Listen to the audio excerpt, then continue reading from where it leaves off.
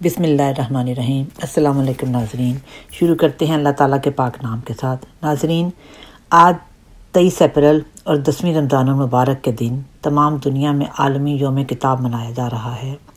ہم نے سوچا کہ اگر دنیا میں عالمی کتب کا دن منایا ہی جا رہا ہے تو ہم کیوں پیچھے رہیں۔ مہینہ بھی رمضان کا ہے اور دن بھی کتابوں کے لیے مخصوص ہے، تو ہم کیوں نہ اس کتاب کے خزانوں میں سے ایک موتی نکال کر اپنے ناظرین کے سامنے رکھیں، وہ کتاب جو سب سے عظیم، سب سے افضل، سب سے اعلیٰ، سب سے برتر اور سب سے محفوظ ہے۔ ناظرین، اس حوالے سے ہم قرآن پاک میں رقم 1 پیشگوئی کا ذکر کریں گے، جس کا تعلق دنیا میں پھیلائی جانے والی کتابوں کے عمل سے ہے۔ قرآن پاک کی ایک سورت تکویر، جس میں مستقبل کی بہت سی پیشگوئیاں کی گئی ہیں، میں آیت نمبر 11 میں کچھ اس طرح ہے: اذا الصحف نشرت، کہ جب کتابیں یا صحائف پھیلائے جائیں گے۔ 19ویں صدی کا زمانہ اس صورت میں لکھی گئی پیشگوئیوں کا زمانہ ہے۔ وَإِذَا الصُّحُفُ نُشِرَتْ کے ایک سے زیادہ معنی بنتے ہیں۔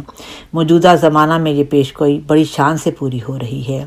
کتابوں اور رسائل کے لیے چھاپے خانوں کی ایجاد اور بہتات ہے۔ رسائل اور کتابوں کو دنیا میں ادھر سے ادھر لے جانے کے لیے ریل گاڑیاں اور دوسرے آسان ذرائع ایجاد ہو چکے ہیں۔ ناظرین، اس عظیم الشان پیشگوئی کے ایک معنی صحیفے کھلنے کے بھی ہے، لہٰذا صحیفے کھلنے کی بات بھی پوری ہو چکی ہے، کیونکہ موجودہ زمانہ میں لائبریریوں اور کتب کی دکانوں کی وجہ سے کتابیں کثرت سے پڑھی جا رہی ہیں اور علم چاروں طرف پھیل رہا ہے۔ سورہ تکویر کی اس آیت کا اطلاق ایک اور طریق سے بھی ہوتا ہے، جو موجودہ زمانہ میں بھی اور ہو سکتا ہے آئندہ بھی اس پر کام کیا جائے تو مزید کامیابی حاصل ہو۔ وہ آثار قدیمہ اور کھنڈرات میں دبی ہوئی تحریرات کا نکلنا ہے۔ مثلاً بخت نصر بادشاہ، جس کے زمانہ کی تحریرات اینٹوں پر لکھی جاتی تھیں، اس نے ایک لائبریری بھی بنا رکھی تھی۔